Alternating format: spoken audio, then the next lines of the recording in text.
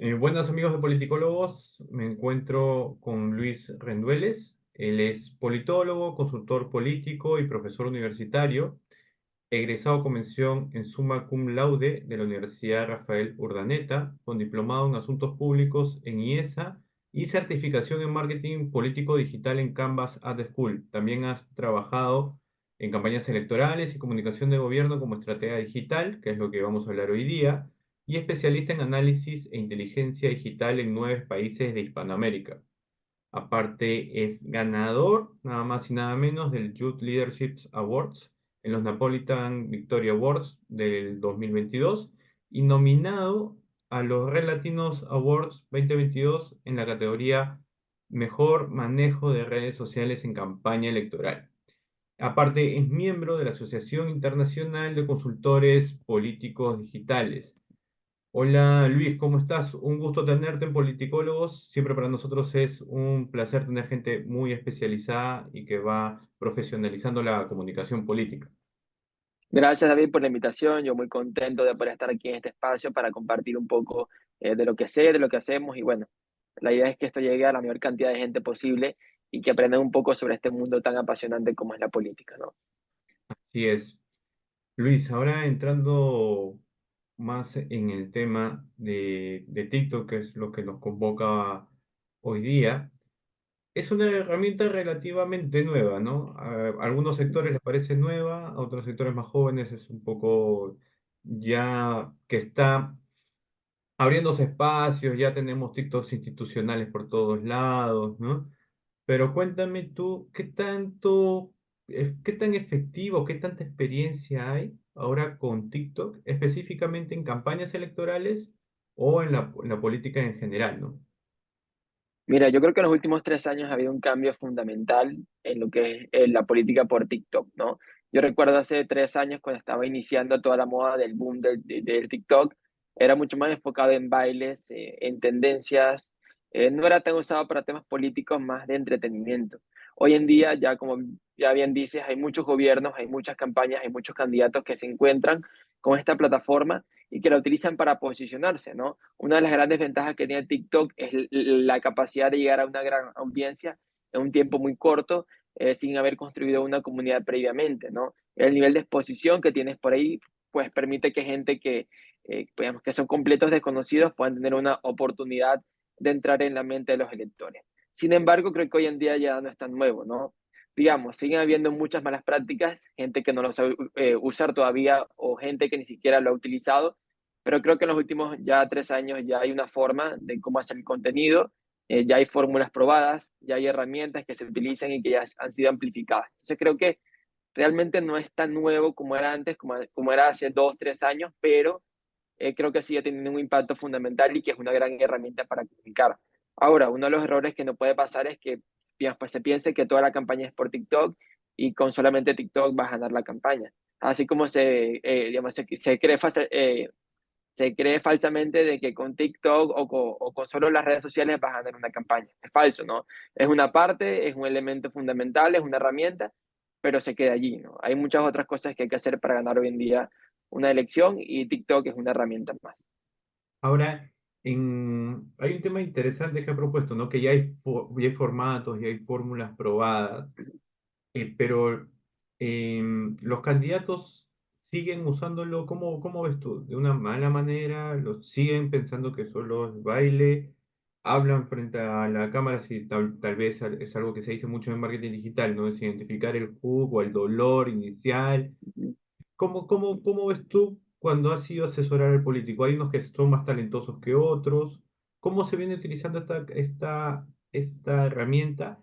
Y si esta fórmula en términos de formato se está haciendo cada vez mayor o si está cambiando en el tiempo, ¿no? Porque antes yo me acuerdo que era comunicación de contenido de valor, ahora no, ahora cuenta historias y ha ido cambiando rápidamente que a veces a muchos asesores lo pueden, y si no están Ujú. actualizados en el tiempo, lo puede ir mareando, digamos, o pensando que algo funciona cuando algo de repente ya no funciona, ¿no? Eso. Sí, claro, mira, yo con eso último que comentas, como que siempre he dicho que en esto no hay expertos. A ver, un experto es alguien que sabe absolutamente todo, pues sobre un tema. Y yo creo que hoy en día eso es imposible, ¿no? Como las redes sociales van cambiando a diario, como TikTok es una red social tan volátil, que cambia todos los días lo que funciona y lo que no, yo creo que es muy difícil que alguien se llame experto en algo. Yo le diría más bien a alguien especialista en TikTok o especialista en la creación de contenido en esta plataforma. Ahora, con los clientes nos ha pasado que hay casos de casa, ¿no? Creo que también tiene que ver mucho el estilo, la personalidad del candidato. Hay candidatos que están mucho más abiertos a la idea de innovar, de ser disruptivos, de probar ideas, de hacer cosas distintas, de entrar en nuevas plataformas, de llegar a nuevas audiencias, mientras que hay otros dicen, yo no quiero hacer el payaso, yo no quiero bailar en TikTok. Y hay un trabajo, creo que como de psicología o, digamos, de persuasión, mejor dicho, del consultor al cliente de enseñarle, mira, esta es una herramienta que nos permite llegar a un público específico, esta es una herramienta que está funcionando muy bien, mostrar ejemplos y datos que respalden esto para que no vean que es simplemente un capricho del consultor, ¿no? Que realmente funciona, que realmente tiene un fin práctico y que realmente hay mucha gente que lo está haciendo también y que les ha funcionado.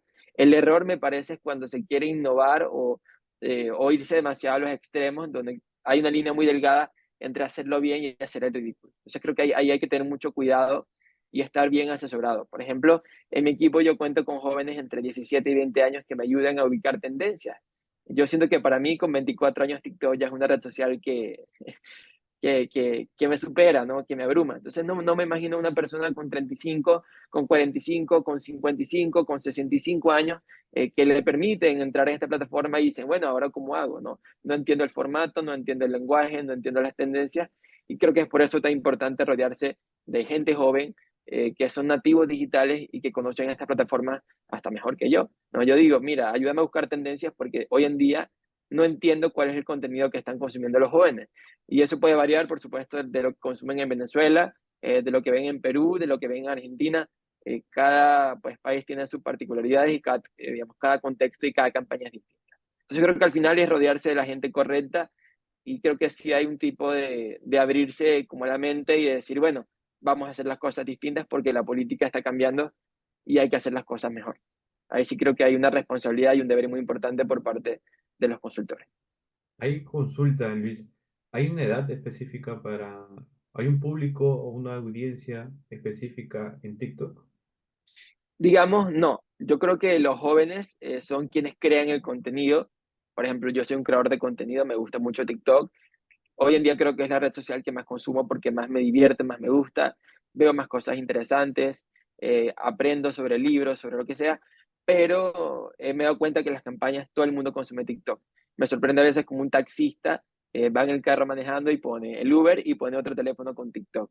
Eh, digamos, llega a todos los estratos sociales, hombres, mujeres, niños, negros, blancos, ricos, pobres. Es una red social que tiene un alcance global y que no está limitado a un segmento de edad o a un segmento económico, ¿no? Creo que es una red social que tiene alcance en todas las generaciones. Ahora, quienes crean más contenido son los jóvenes y son quienes tienen las herramientas, mejor dicho, o más preparación para saber qué comunicar por ahí y qué puede funcionar y qué no. Ensayo, hay una manera de ir probando contenidos, ¿no? El ensayo-error. Eh, Sí, esto, digamos, yo creería que en la estrategia digital no hay fórmulas mágicas, ¿no? Yo siempre lo he dicho, ¿no? Creo que tienes que probar muchas cosas y ver qué es lo que funciona, ir midiendo constantemente e ir iterando sobre la marcha, digamos, qué funciona mejor, qué estilo de publicación, qué formato, y puede variar, ¿no? Y puede ser que una campaña algo me funcionó muy bien y luego pasan 6 meses, llega otra campaña y ya lo que hice ya no funciona y me toca ver y probar de nuevo. Yo creo que aquí hay mucho ensayo y error. Yo les diría que se atrevan y que sí, creo que sí hay buenas prácticas que se han utilizado. Yo creería que a lo mejor ver qué están haciendo otros políticos en otras partes del mundo, extraer tendencias de otros rubros como, no sé, cocina o entretenimiento o diversión que tú puedas llevar al tema político sin caer en lo ridículo. Pero insisto, hay que estar muy bien asesorado para saber qué sí y qué no, y que vaya muy bien alineado a la estrategia de la campaña o la estrategia de comunicación de gobierno. ahora, hubo un video, o vi varios que se hizo tendencia sobre la campaña en TikTok de Milei, ¿no? Justo yo también viendo TikTok, vi que un marketero, creo, de digital en términos corporativos, Ujú. mencionó que por qué Milei estaba ganando la elección o ganando terreno, ¿no? Tal vez pudo haber sido o no muy exagerado en esta premisa, pero él detalló algo interesante, ¿no? Él dijo, la campaña de Milei está llegando a muchísima gente porque tiene muchísimas cuentas, tiene como 100 cuentas. Apoyo a Milei, Milei Argentina 2022, Ok. la cuenta oficial de Javier Milei, y 100 cuentas, ¿no? ¿Tú crees que esta práctica sea realmente recomendable? Porque también en términos de gestión orgánico también es muy grande, ¿no? Pero él también decía que eran cuentas que creaban los mismos usuarios, ¿no? Que tenían Sí. libertad en la campaña para crear cuentas de apoyo a mi ley y que ellos suban contenido y el que mejor contenido que tenía mejores resultados, perdón, bueno, insistan por ese lado. ¿Tú piensas que hay un poco de ese trabajo que debería replicarse? Mira, me encantaría. Yo creo que el sueño de toda campaña electoral es que pase eso, ¿no? Que los usuarios se apropien de la campaña, que comiencen a difundir contenido, que creen cuentas de apoyo y que compartan contenido de forma orgánica. Digamos que Milei es un fenómeno que nace en las redes, nace por una entrevista en medios de comunicación, cuando la idea de la libertad y de ser liberal era una cosa como de otro planeta, ¿no? Que no calaba. Pero bueno, ya han pasado casi 10 años, ya hoy en día la realidad es otra. Creo que TikTok que fue una red fundamental para Milei porque hay mucho público joven, centennial, o incluso de otra generación mucho más abajo, que tiene ideas hoy en día liberales, que se encuentra harta del sistema político tradicional y que justamente ve mi ley como ese espíritu o esas ideas que, digamos, que son distintas, ¿no? Que son disruptivas, que representan algo muy distinto a lo que se ha hecho antes. Y lo que hacen es justamente servir como vehículos para que ese mensaje llegue. Y hay 100 y hay miles de cuentas de mi ley que he visto, por ejemplo, que hasta me cuesta identificar cuál es la cuenta oficial, porque hay muchos creadores de contenido que están amplificando en tiempo real lo que dice el candidato. Me sorprende que, por ejemplo, esta campaña fue muy orgánica, Mm. que para en un principio me pareció hasta descuidada, pero luego entendí que la estrategia de campaña era justamente eso. No querían verse como un político tradicional, no querían verse que había un asesor o un equipo detrás, simplemente ser lo más orgánicos y lo más sencillos posible. Y creo que funcionó muy bien porque al final a la gente le llegó el mensaje, a la gente le llegó el discurso de Milei, a la gente le llegaron las ideas de Milei y creo que lo aprovecharon perfectamente y se impulsaron con una comunidad que ya estaba creada y se iba creando y amplificando cada vez más. Insisto, es el sueño de cualquier campaña porque justamente lo que nos pasa muchas veces es que llegamos, nos contrata el cliente, el candidato, y nos dice, bueno, ¿y ahora cómo vamos a hacer? Bueno, con pauta, bueno, perfecto, pero la pauta tiene un costo y no puedes hacer todo con pauta en una campaña. Entonces, hay que crear un ejército de activistas que nos ayuden a amplificar el mensaje y creo que Milei eso lo supo identificar y lo supo aprovechar muy bien. Que los jóvenes fueran sus activistas de campaña y que amplificaran los mensajes que tenía para la audiencia argentina, ¿no? Ahora yendo a esa parte, ¿no? Porque hay campañas que son un poco más largas, hay campañas que son un poco más cortas, de 3 meses, ¿no? Según también el calendario electoral que el ente electoral oficial también programa, a veces empieza un poco antes, ¿no? Eh, TikTok, en temas orgánicos, nada más orgánicos, Ujú. te- es recomendable si la campaña va a durar un mes, 3 meses. Si va a durar un mes, mejor no lo haga. Si va a durar 3 meses, vamos con una campaña en TikTok. ¿Cómo lo ves tú? Mira, yo soy de los partidarios que no importa cuándo empiece la campaña oficial, pero siempre estamos en campaña, ¿no? Hay un concepto que me gusta mucho, es el de campaña permanente. Más allá de que haya una elección o empiece un proceso electoral o existe un plazo por parte del INE, por ejemplo, en México, o del CNE en Venezuela o de cualquier otro órgano, la campaña ya empezó, ¿no? Y el candidato que quiera ganar una elección tiene que comenzar a posicionarse en cualquier espacio que tenga la posibilidad de hacerlo, ¿no? Yo creo que TikTok, al igual que cualquier otra red, siempre es un recurso muy importante que hay que utilizar en cualquier etapa de campaña. Entre más tiempo se haga durante más tiempo de preparación, mejor. Entre más pronto se comience, mejor. Pero creo que tienen que ir muy alineado a qué etapa de la campaña vas. Si estás en la etapa de posicionamiento, bueno, van contenidos que justamente buscan que conozcan al candidato, que conozcan su nombre, que conozcan su historia, que conozcan qué es lo que hace. Luego, en la etapa de diferenciación o de contraste, que entiendan un poco cuáles son sus propuestas, cuáles son sus ideas, en qué piensa, en qué sueña, en qué aspira para que, digamos, que la gente vote por él. Y luego finalmente es la etapa de llamado al voto, donde es muy importante que se refuerce en la comunicación digital, que la gente tiene que ir a votar por esta opción y no por la otra, ¿no? Entonces yo creo que más allá de que sea TikTok o no, creo que lo importante es que hay que comenzar pronto, y que hay que estar como alineado a la etapa de la campaña. Por ejemplo, me parece un error que hay candidatos que el día uno piden el voto. Mira, nadie va a votar por ti si no te conoce. O me Mm. parece un error que la gente comience con las propuestas del día uno de campaña, nadie va a escuchar propuestas de alguien que no conoce. Entonces lo mismo pasa con TikTok y con cualquier otra red. Siempre que estén alineados en esa, digamos, en esa estrategia de saber en qué etapa de la campaña está, mira, bienvenido a TikTok y bienvenido a cualquier otra red social, ¿no? TikTok Ads.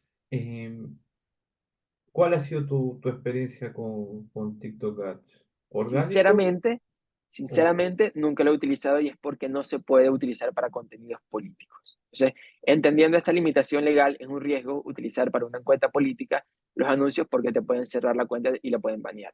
Yo soy partidario de invertir el dinero en anuncios en redes como Facebook, que tienen un alcance muy bueno y una segmentación que se puede mejorar mucho más o segmentar mucho más detallado.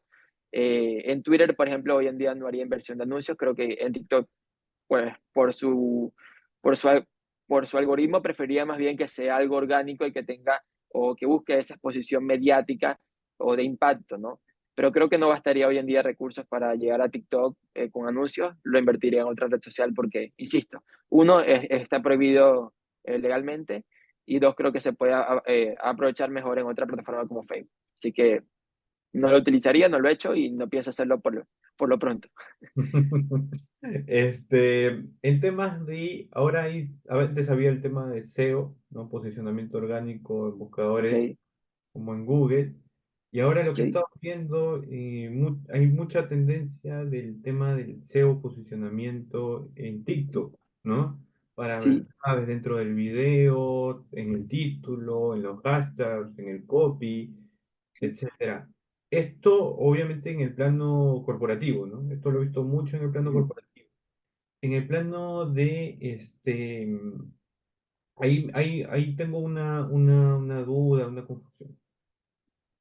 Cuando uno hace SEO, a veces lo que me ha pasado a mí es, no hago nada de SEO, pero el contenido manda y el contenido se disparó. Ujú. Ok. Y a otras como hago contenido con técnicas de SEO, digamos, y se aguantó. ¿Qué es lo que recomiendas tú? ¿Siempre poner los hashtags? ¿Siempre poner... oye, esta parte de SEO funciona en las campañas electorales? Mira, digamos que no hay ningún tipo de garantía de que un video por usar un hashtag o una canción específico o una palabra específica se dispare, porque puede ser que las utilices y puede ser que no las utilices y puede ser que no se dispare. Lo que sí es una realidad es que hoy TikTok es casi tan importante como Google al momento de buscar información. Hay muchos estudiantes, por ejemplo, que hoy utilizan mucho más TikTok para buscar cosas, que para mí me parece algo todavía como increíble, como sorprendente, pero justamente es porque consiguen mucha información, consiguen memes, consiguen canciones mucho más rápido que a través de Google. Entonces, en la medida que tú utilices palabras claves y hashtags que te permiten que la gente consiga el contenido cuando busque, por ejemplo, ciencias políticas o cuando busque meme o cuando busque meme del gordito bailando champeta, qué sé yo, consigues el video que estás buscando. Entonces creo que sí es un recurso muy importante que hay que utilizar. Sin embargo, no es garantía para nada de que se viralice o no. O sea, puede ser que pongas 40 hashtags y le vaya muy mal al video. Y No. puede ser que le pongas una música o un audio en tendencia y puede ser que no funcione. O puede ser que crees tú un audio propio o utilices una canción de rock y se viralice. Digamos, no hay fórmulas mágicas. Puede funcionar de todo, pero creo que lo más importante es estar como el día a día, de ir viendo a diario qué está funcionando y qué está impulsando la plataforma. Ejemplo, antes decía mucho que se hicieran videos cortos. Hoy en día veo mucho más videos largos. Ahora, por ejemplo, veo a personas orando que duran 10 minutos en una oración.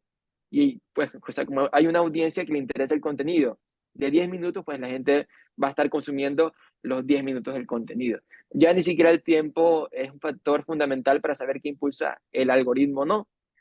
Otra de las cosas que me llama mucho la atención, que ahora se usan fotos en lugar de video. O sea, hay muchas fotos y muchos carruseles en TikTok que en Instagram, por ejemplo, hoy no funcionan tan bien, ahora es todo video y ahora TikTok no funciona, digamos, sí funcionan, pero le da mucho más importancia ahora el tema de las fotos. Entonces, o sea, por eso te digo que es un tema de ver en el día a día qué es lo que funciona, porque puede ser que mañana que se publique esto, ya lo de las fotos pues tampoco funciona, ¿no? Entonces lo que más funciona es ensayo y error y ver tendencias. Sí, Eh, completamente. mm, Y experimentar. Yo sí creo que la constancia es un tema fundamental, ¿no? Es más fácil que si yo publique 100 videos, uno se viralice, a que si yo publique 3 esperando que uno de los 3 se va a viralizar. Yo creo que la constancia es muy importante y hay que probar y hay que experimentar. Y es una red social joven que todavía te permite o sea, como ese lugar para equivocarte y para decir, mira, subí un video, pues no le fue tan bien, y no es que lo voy a borrar, ¿no? Se quedó ahí, tiene 200 reproducciones. También hay casos que publicas un video y pasan 6 meses y el algoritmo lo toma y se dispara. Entonces mm, creo que al final tienes que ir probando y ver qué te funciona mejor e ir identificando, por ejemplo, horas de publicación. Por ejemplo, dicen mucho que hay que publicarlo por la noche para que pues corra todo el día siguiente y pues durante la madrugada. Entonces, digamos, no hay fórmulas mágicas porque lo que te puede funcionar a ti puede ser que a mí no, y lo que le funciona a un candidato con un tono de voz y con un estilo y con una marca de comunicación puede ser que otro. Entonces, digamos, no hay un modelo como propio, no hay una fórmula que te diga, de esta forma vas a hacer que tengas 10 millones de reproducciones. No, o sea, ujú. es un poco de suerte también, incluso. Yo me atrevería a decir que hay un poco de suerte. De ver que el algoritmo le guste tu contenido y lo muestre, lo exponga. Luis, ahora voy a ir a la parte un poco, ya culminando la parte un poco más personal tuya, con los clientes, digamos. Tengo ahí unas tres preguntas. Antes de eso, perdón, me estaba olvidando. Hay un título tuyo que de una exposición que es TikTok no es para todos. Eso cambió, es una exposición un poco más antigua. Yo creo que la vi, no pude entrar, quise entrar a esa exposición tuya, se me cruzaron, creo que la diferencia horaria, creo que está en México, ¿sabes? Se me cruzó todo. Pero me quedé con la duda igual, porque el título era disruptivo e interesante, ¿no? Era provocativo, ¿no? Provocativo. Quería,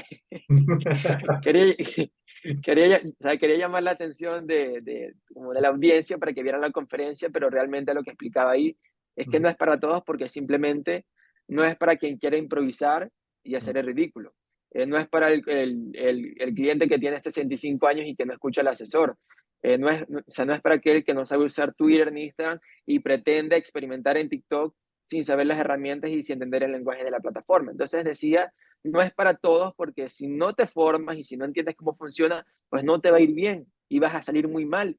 Y hay muchos ejemplos de gente que lo hace mal en TikTok. Se puede decir, es para todo el que quiera hacerlo bien, el que se quiera formar, el que quiera aprender, el que quiera entender cómo funciona, el que quiera adaptar tendencias, el que quiera hacerlo bien.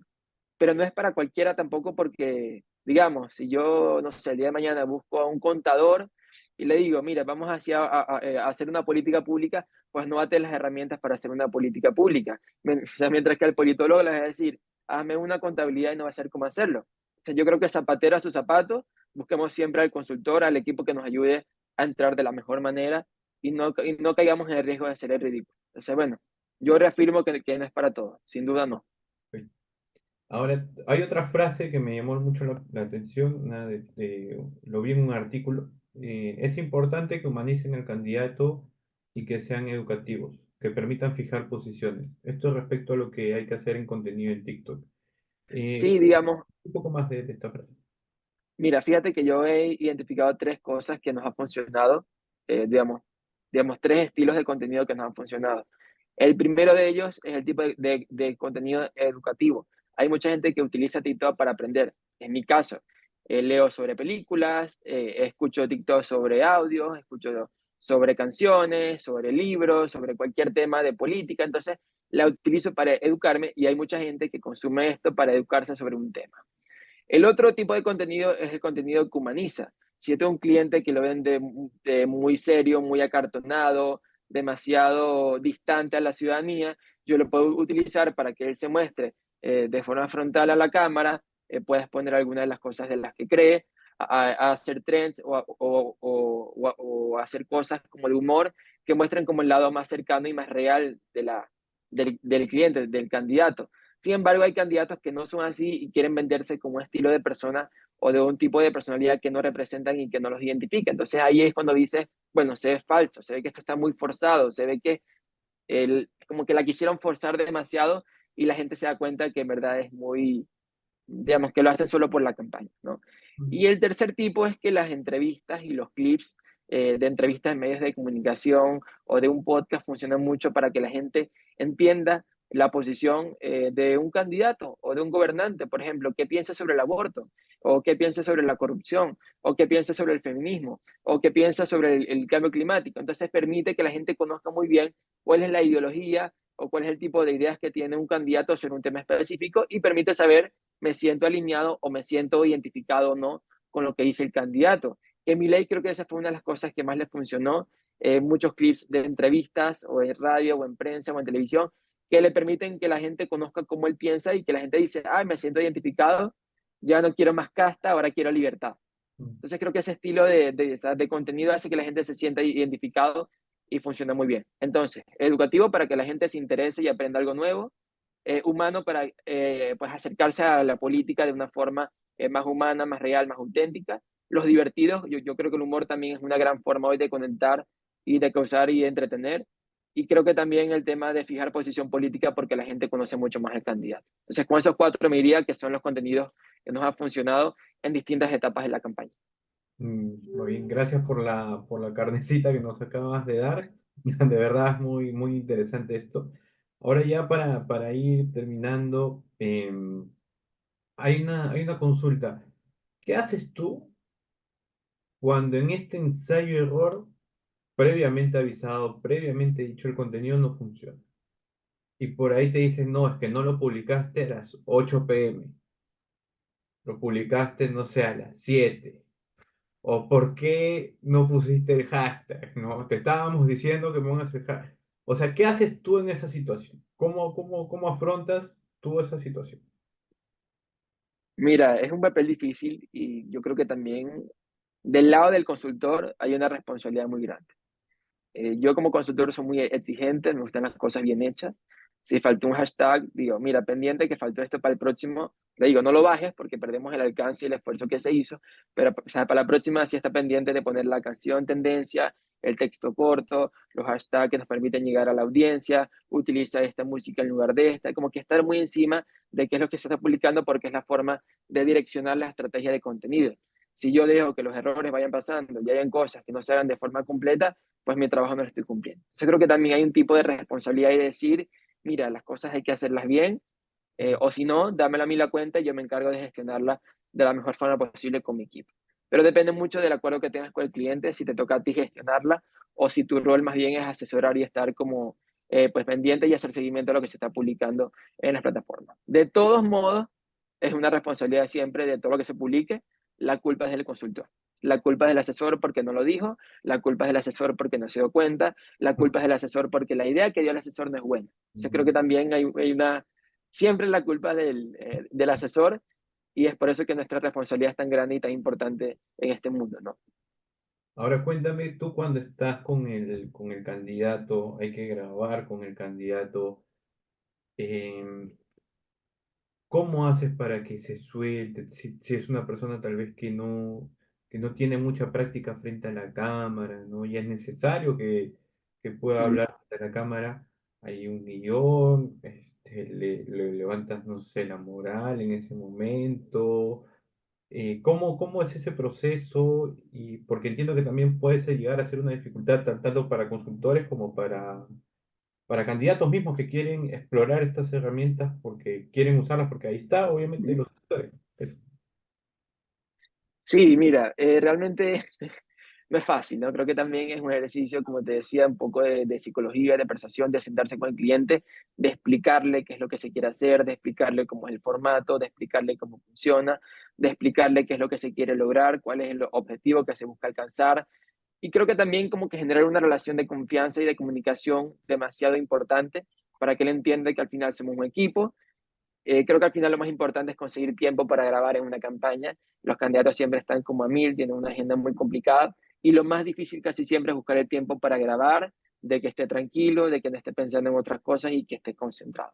Varía mucho del tipo de candidato, hay unos que son más fáciles, más abiertos a grabar, otros que no, pero hay un trabajo siempre que se puede hacer de media training, de un ejercicio de coaching, de sentarse con el cliente, explicarle muy bien las cosas para que se sienta tranquilo y entienda que no va a buscar ridiculizarlo, sino más bien que busca justamente que le vaya muy bien y que al final tu rol como consultor es que le vaya bien al cliente. Yo siempre he dicho, entre mejor le vaya al cliente, mejor me va a mí como consultor, que al final es mi misión, ¿no? Yo no busco ser ni protagonista de campaña, ni busco ser la estrella en TikTok. Yo quiero que el candidato gane la elección y que le vaya muy bien por todo lo que publique a nivel digital. ¿Alguna anécdota que quieras compartir que pueda ser de Eh, un consultor o candidato? Mira, he sido muy afortunado porque casi siempre he tenido clientes que han estado muy abiertos a experimentar y a probar. Yo creo que una de las cosas más retadoras que nos ha pasado es que un cliente ha querido que hagamos todo con inteligencia artificial. Él no quiere salir en la cámara, sino que hagamos todo con inteligencia artificial. Y le hemos intentado explicar ahora con esta tendencia de que sale un video y que la cámara te hace todos los gestos y la inteligencia artificial hace como si realmente estuvieras tú grabando. Digamos, explicarle que es un recurso que se puede utilizar para ciertas cosas, pero que es muy importante que ellos estén presentes y que la campaña sea de ellos, no de la inteligencia artificial.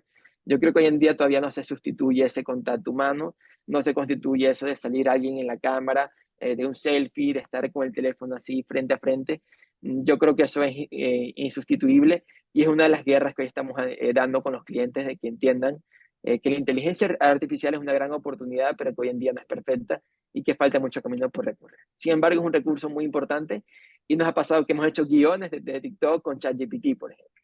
Entonces creo que al final es una herramienta novedosa, pero que hoy el cliente que quiera hacer todo gracias a eso o que no quiera salir, pues es una guerra que hay que dar y que toca dar. Bueno, y que seguimos dando hoy con esos clientes. Gracias, Luis. Ha sido un placer, un honor que compartas con la audiencia politicólogos. Gracias por los tips, gracias por explicarnos más o menos cómo afrontar algunos casos, por darnos un marco general. La verdad es que ha sido una charla muy completa y te seguiremos invitando para otros temas de, de marketing digital o de comunicación política digital en campañas electorales y en comunicación de gobierno, que también nos falta tocar eso, ¿no? Y bueno, el tema de inteligencia artificial. Eso, muchas gracias. Bueno, no, David, muchas gracias a ti por el espacio, muy contento siempre de compartir lo mucho o lo poco que sé. Creo que siempre es valioso estos espacios para que la gente se forme, entienda que el mundo está cambiando, que la política es dinámica y que este es un trabajo pues permanente de aprender, de probar, de experimentar. Y ya para cerrar, pues les diría digamos, que se atrevan, que prueben cosas, que no se queden tranquilos, que experimenten, que se adapten a las tendencias de lo que funciona y que se equivoquen, que al final el fracaso solamente pues fracasa quien no lo intenta, así que siempre hay que intentarlo y dar lo mejor en donde esté. Así que bueno, muchas gracias a ti y a tu audiencia. Gracias, Luis.